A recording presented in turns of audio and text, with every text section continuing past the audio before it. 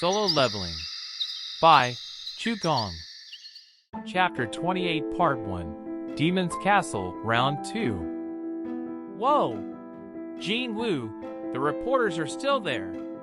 Gina was looking out their window. It was late at night. Reporters were camped near the entrance of their apartment building. Up there! They spotted Gina's silhouette in the window, and, mistaking her for Jean Wu, quickly started taking pictures. Koshak, Koshak, Koshak. Startled by the flashes, Gina closed the curtains. SHHHK. She turned around, eyes wide like a puppy's. You? Jean Wu had been planning to get some rest after coming back from the auction house, but his face showed his displeasure. Should I go down and tell them off? He didn't mind them interrupting his rest, but he was concerned they might be disrupting his sister's studies. Gina was a college applicant in her senior year of high school. Some touchy students would complain about so much as the sound of footsteps outside their rooms. Gina is not the type to be bothered by much, but how could she concentrate on her work if her surroundings were this chaotic? No, it's fine. She waved her hand dismissively. People are already bad-mouthing you on the internet. What would they say if you kicked those reporters out? Bad-mouthing me? What had he done to deserve that? Jean Wu cocked his head, confused, as Gina pulled up an article on her phone and handed it to him. On the screen was a picture of Jean Wu on his phone, ignoring the throng of reporters surrounding him in front of the association building. He scrolled past the article to the comments. His attitude is trash. He already thinks he's too good for the reporters. How cold.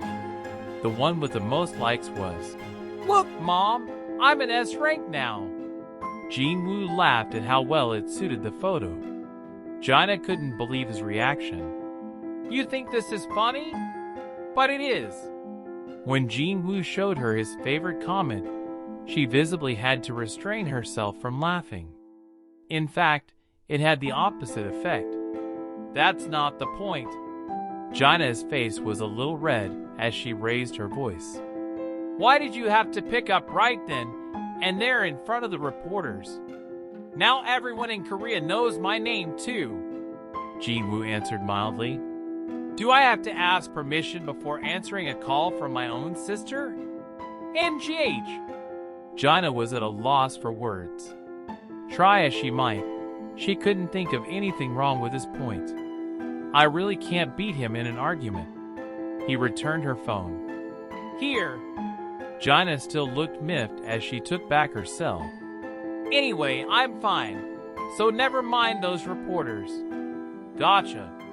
He nodded in understanding. It would have been a bigger problem if this was going to continue, but the association had informed him that there would be a restraining order issued against the reporters within a day or two.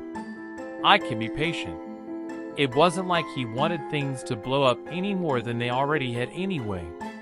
I can't believe this is happening. Gina stared at Jean Wu in disbelief. My older brother is now an S-rank hunter, and reporters are stalking him. Most people would have been similarly astonished. She'd adjust to the new reality soon enough. I was the same. In an attempt to comfort her, Jean Wu gently pinched his sister's cheek. As usual, Gina responded with a swift kick to his leg. Ow wow! She clutched her foot. That hurt! Jean Wu just shrugged as she pouted at him. It looked like it would take a while for her to adjust to her brother being an S-rank awakened being. You'll only get busier, won't you? She asked cautiously. Yeah. Jean Wu nodded.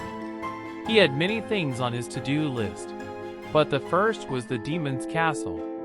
He'd already purchased fire-resistant artifacts for raiding higher floors. His heart had sunk when he hadn't had enough money to pay for the items, but the auction house had thankfully given him a loan when he offered to leave an A-rank item from the system shop with them.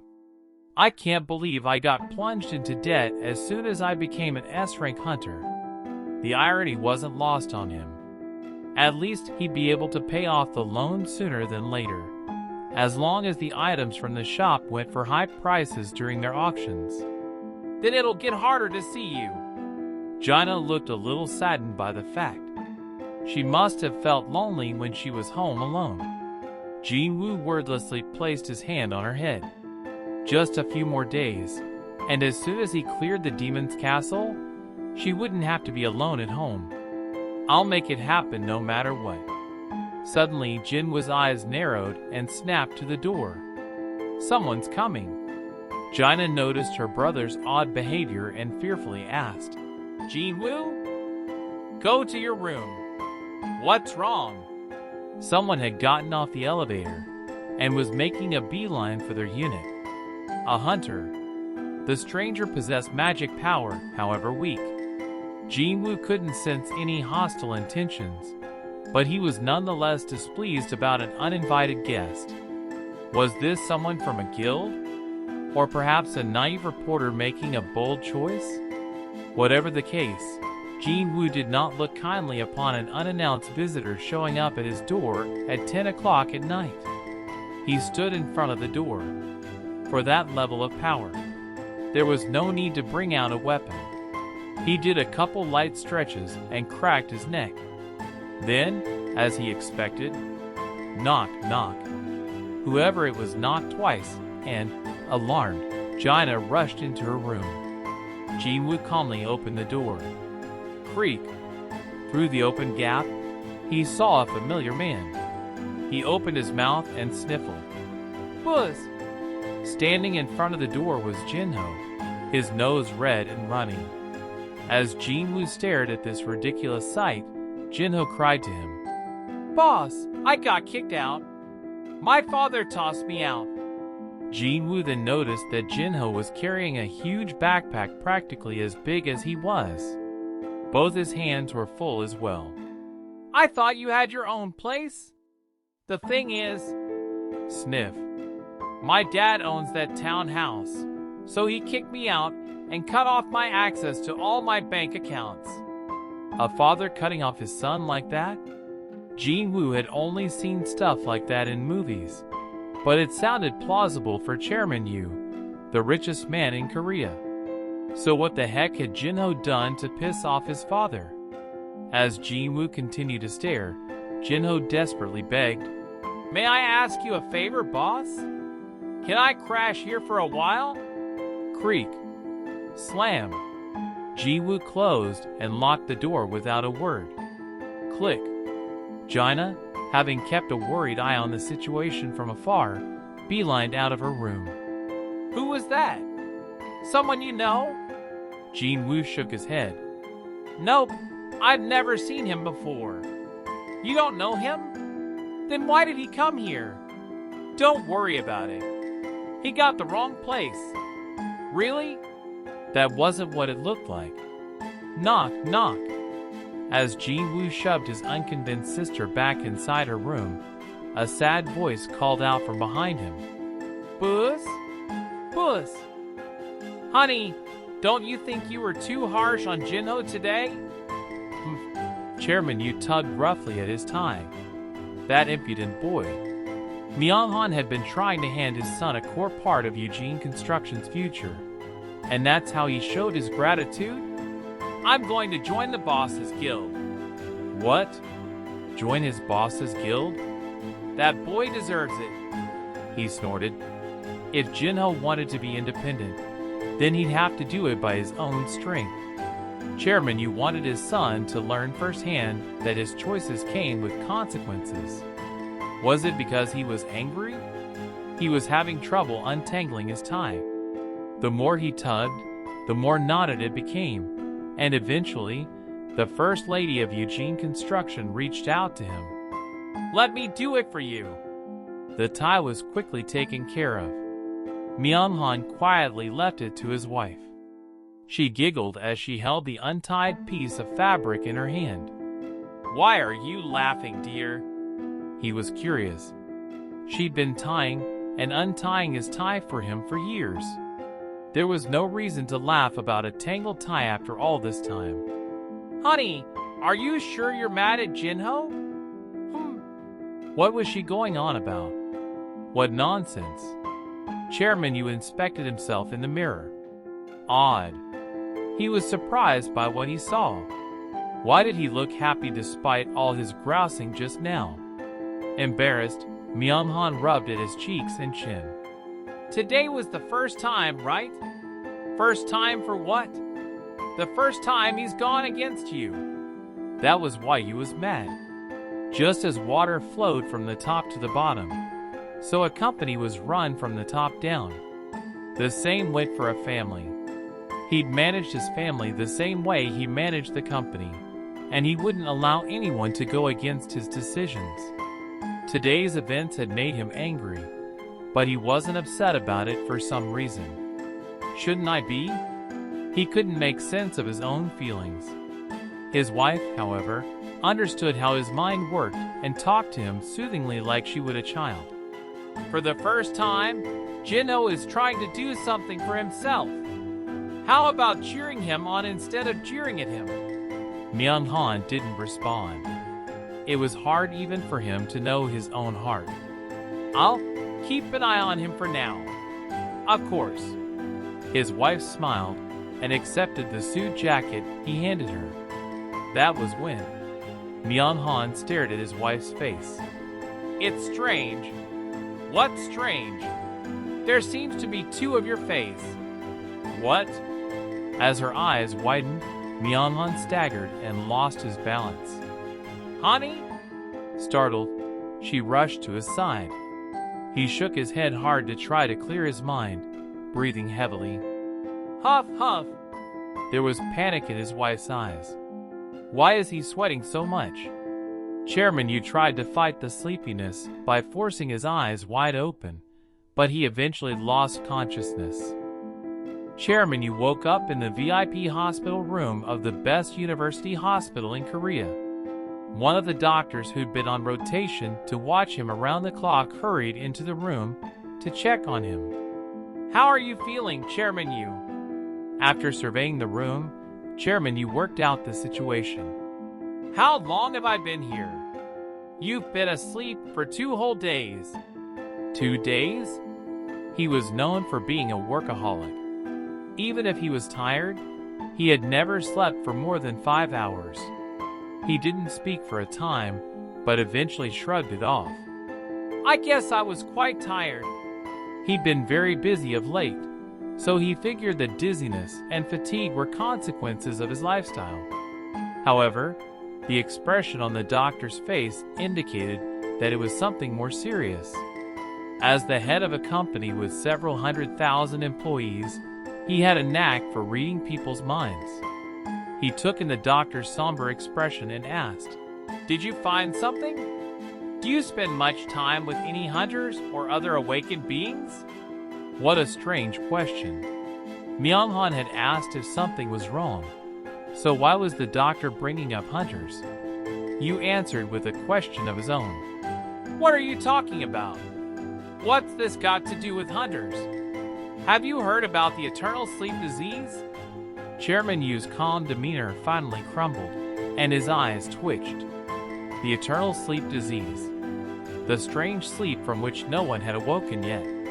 Not only did patients not wake up, but their bodies also quickly deteriorated, necessitating they be put on life support powered by magic. The disease had been first diagnosed after gates began appearing. It was a horrible affliction that had taken the lives of many people who couldn't afford to pay for a life support machine. It's a disease where, at first, you are simply drowsy but eventually end up unable to awaken. The doctor looked torn. There was yet to be a single case of a patient coming out of it. Although their life could be extended, they were basically in a coma. It was, to be blunt, a death sentence. Myung-han waited for the doctor to finish before speaking. So what do hunters have to do with it? It's widely believed there's a connection between eternal sleep disease and mana. Some people were born with a lower tolerance to mana. Those types of individuals were found to be more susceptible to eternal sleep disease, particularly anyone with prolonged exposure. Didn't you say that the life support machines used are powered by magic? Yes, however, the doctor explained that, similar to nuclear energy, while magic power itself was harmful, its byproducts were harmless. What you need to be careful about is exposure to essence stones, magic gems, and people with magic power. People with magic power. Chairman, you thought of Jinho, the only awakened being in his immediate family. The doctor proceeded cautiously. Isn't your youngest son a hunter, Chairman Yu? Yu's expression hardened at the mention of Jinho. So, you're telling me to avoid my own son? Well, as much as you can. That's ridiculous. Mian-Han firmly cut him off. That's nonsense. Annoyed, he gestured for the doctor to leave the room. Chairman Yu. The doctor hesitated, unsure what to do, but hastily exited the room at Myung-Han's glower. Mian-Han was livid as he stared at the door. Stay away from my own son if I don't want to get sicker? Who says that to a father? Even if it was the truth, what would Jinho think if he found out? Myung-Han couldn't put such a burden on his son. Furthermore, over time, magic was being relied upon more and more, and the number of people with magic powers was steadily increasing. Then were the people who were intolerant to magic being forcibly expelled from this world? He snorted. Expelling me, Myung-Han Yu? He couldn't let that happen. I won't lose to this. He'd accomplished countless things people had told him were impossible. When he'd inherited Eugene Construction, it was barely a top 30 company, but he had been the one to grow the firm to be the largest in Korea. I will not surrender to something like this damn disease. He would be victorious. Myung-Han repeated this mantra in his mind over and over again. Ji-woo carefully opened the door to Jaina's room. It was early in the morning, and she was in such a deep sleep that she wouldn't have woken up if someone whisked her away. He was suddenly struck with worry. People may try to approach Jaina while I'm away. No one really had the balls to harm an S-rank hunter's sister, but one never knew with humans. He needed some kind of safeguard. Wait. Come to think of it, my soldiers can hide in shadows, can't they? Ji-woo remembered how he'd had his shadow soldiers patrol the neighborhood to keep an eye out for that serial killer on the loose. The soldiers moved about by hiding in the shadows. He could have them do something similar to protect his sister without anyone noticing. And he knew which ones would be perfect for the job. Come forth. Ji-woo summoned the shadow soldiers, who had been Fong's bodyguards. FWSSH. These 3 shadow soldiers were especially brawny, even for high orcs, so his sister's room suddenly felt super cramped with their additional presence. Wait. Huh? Why are there only 3? He was certain there had been 4 guards. Ji-woo then remembered. Oh! He'd forgotten to extract the shadow of the guard he'd smashed into the ceiling. I need to pay better attention next time. He smirked as he assessed the 3 shadow soldiers. They were all of elite rank, which put them on another level from the other regular rank high orc warriors. This trio would have no problems dealing with even an A-rank hunter. This wasn't a random guess. Kahun, the leader of the Hunters Guild Strike Squad, had been an A rank, but he'd had a tough time dealing with 3 regular high orc warriors. These 3 would be more than able to hold their own. Ji-woo pointed his chin toward Jaina. As he did, boom, the guards returned to shadow form and glided across the floor to merge with Jaina's shadow. Perfect. Lie low, and if anyone tries to hurt her, don't hold back. After relaying that order to the guards, Ji-woo left her room and carefully closed the door behind him. I can relax now. His heart felt much lighter. Ji-woo locked the door as he left and went downstairs to the entrance of the apartment building to find Jinho waiting for him as discussed. Boss! Jinho greeted Jin Woo with his usual cheer. You sleep okay? Yes, boss. The motels these days are pretty decent. With Jaina at home, Jin Woo had put Jinho up in a motel nearby. Luckily, Jinho didn't seem to mind. You'll only be there until I get an office space for the guild. Yes, boss. Jinho kept smiling inexplicably. Jin Woo had heard the summary of what had happened from Jinho yesterday. Jin Woo hadn't expected him to throw aside the position of guild master to come here.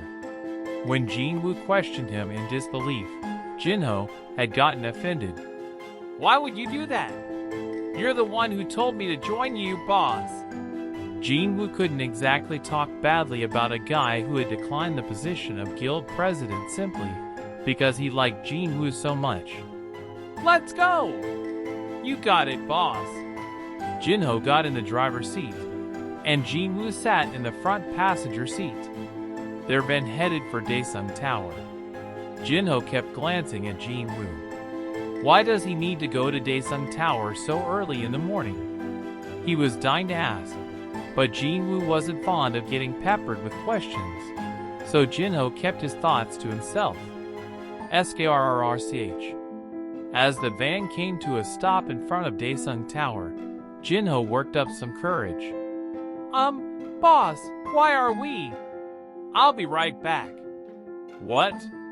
Jinho quickly turned to the passenger seat, but all he saw was the open van door. Jin Woo was already gone. Jinho had a strong case of déjà vu. He rubbed the back of his neck. He always comes and goes so quickly. My body is cooling down. The robe made Jin Woo feel like he was standing inside a cool cave. Will this work against the flames of the demon's castle? He slowly stepped out of the magic teleportation circle. Would the robe be worth the price he paid? Unlike the last time he was here, the oppressive heat didn't affect him. Can I move comfortably with this thing on? He tried moving around and found the robe was more comfortable than he'd expected. The robe of wind itself felt light as air. Nice.